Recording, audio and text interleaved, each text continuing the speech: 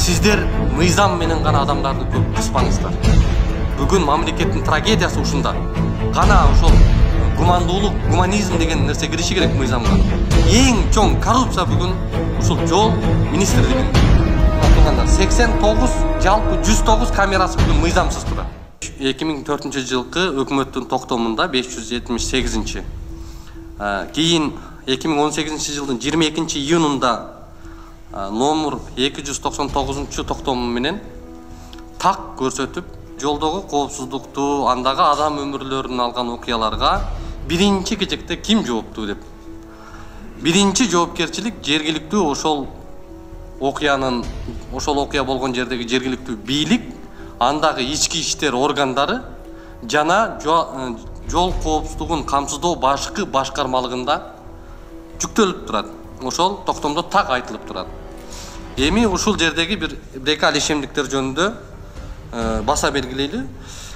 Адамдардын өмүрү менен коштолгон жол кырсыктарында кызматтык териштирүү менен гана маселе жабылып атат.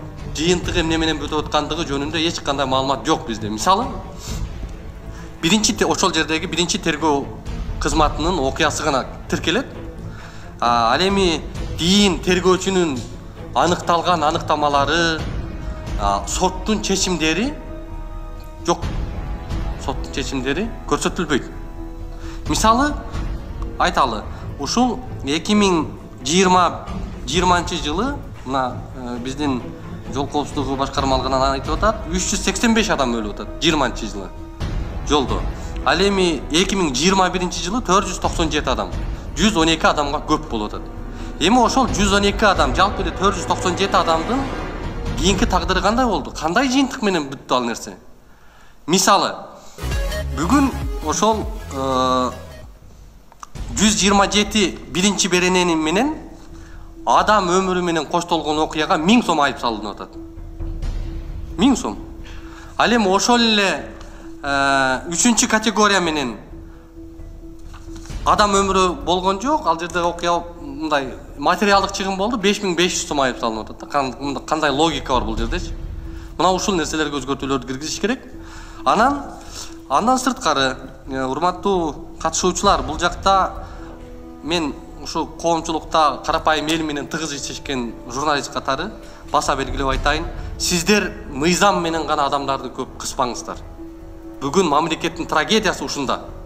Адамдарды, карапайым айдоочуларды, жалпы эле ушул элди мыйзам менен гана кысылып атат да. Кайсы жерден выгодно мыйзам менен кысып бүт коомчулукка мындай бир жаман жөрөлгөлөр кетип атат. Мисалы, профилактика кириши керек. Сунушум. Бүгүн ушул жол коопсуздугу, жол кыймылы жөнүндө мыйзамга бул нерсе жок. Адамгерчилик деген каякта? Тарбия деген каякта? Мисалы, бул жол коопсуздугу кызматы, жол коопсуздугу эме эле мындай кылышы керек да үчүн. Жолдогу айдоочуларды жазалоо органы кылып өзгөртүп коюш керек атынан да. Бир гана жаза, айып салуу, жанагындай. Бул жердеги азыркы жыйындын өзөгү дагы ушул бир гана ошол багытта кетип атат да. Гана ошол гумандуулук, гуманизм деген нерсе кириши керек мыйзамга. Мисалы, элементардуу бир курду адам жүрөгү кысылышы мүмкүн, ар кандай ситуациялар болот. Кур тагынбай калдың, келип туруп айып салып кетип калат. Эскертүү бериш керек. Мына спортто деле карап көрөлчү, спортто сары карточка берет, анан кийин жазалайт да, чыгарып таштайт оюндан. Адамдарга дагы, айдоочуларга да ушундай эскертүүлөр кириши керек. Анан азыркы правалардын жана көлүктөрдүн сатылуусу, көлүктөрдөгү коррупция, ошол билим берүүдөгү чоң кемчиликтер болуп атат.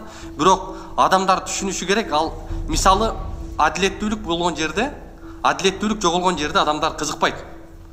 Окубайт ал адам. 100 жолу мажбурласаң дагы окубайт. Анткени күч органдарында адилеттүү болушу керек. Мыйзам баары үчүн бирдей иштеши керек. Ошол жакта коррупция мен акча берип туруп чыгып кете берем, акча берип туруп курла берем деген нерсе менен адамдар окубай атат. Анын үстүнө бул жактагы суроолор дагы абдан татаалдаштырып, тим эле жанагындай 5000 акча бергенге ылайыкталып туруп түзүлгөн да. 5000 акча бербесең көлүк ала албайсың, ал суроодон вообще өтпөйсүң сен.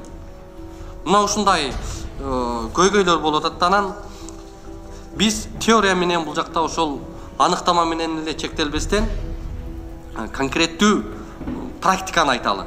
Мына жолдо эң көйгөй сызыктар жок, өчүп калган. Мына Ош-Бишкек жолунда трассада. Мейли анын сапатын, анын жанагындай яманаларды айтпай эле койгондо, линия жок, түндө айдаш өтө кооптуу жолдо. Кана транспорт министрлигинен барбы ушул жакта? Эмне үчүн линиялар эме болбойт? 45 сомдон алып атпайбы жолдо? Адамдар, айдоочулар төлөп атат. Бирок ошол акчалар эң чоң коррупция бүгүн ушул жол министрлигинде. Ушулар жолду жонуп жеп, ошол министрлерди карап көрүңүздөр. Бүт ушул жол кызматындагы транспорт министрлеринин баарысы чириген бай. Мамлекеттик кызматта иштеп, бүгүнкү күнүнөн баштап канча тарыхына кетсек, ал узун нерсе да. Ошон үчүн ушул жолдордогу белгилер өчүп калган. Мына ушундай эми трассалардагы чоң көйгөйлөр. Анан мэриядан бар да бул жакта. Биз ошол коопсуз шаарга да кичине токтоло кетели. Мына коопсуз шаарда Вега компаниясы ишмердүүлүк жүргүздү. Мына биринчи категориясында Вега компаниясынын ишмердүүлүгү бар. Мына Вега компаниясынын директору 91 жолу жол эрежесин бузуп атат, компаниянын өкүлү. Ошонун машинасы бузуп атат. Генеральный директор жоопту да Веганын машинасына. Ошол 90 жолу жол эрежесин бузуп атат ошолор. Бирок төлөбөй койду. Мен төлөтө албай айлабыз алты кетти. Бүгүн бардык тармак аны коргоого алып атат да. Мына ошону көрүп туруп айдоочулар кантип карапайым эл адилеттүүлүктү күтсүн. Ошондойлор төлөбөсө, карапайым элге эле мыйзамдын баары карапайым эл үчүн эле. Ошон үчүн Вега компаниясында дагы чоң коррупция бар. Азыр мэриянын өкүлү барбы, мэриянын өкүлү? Мэриядан катышат дедиңиздер эле го? Мэриядан барбы? Жок, келген. Мына мэриядан мына туугандар 89 жалпы 109 камерасы бүгүн мыйзамсыз турат.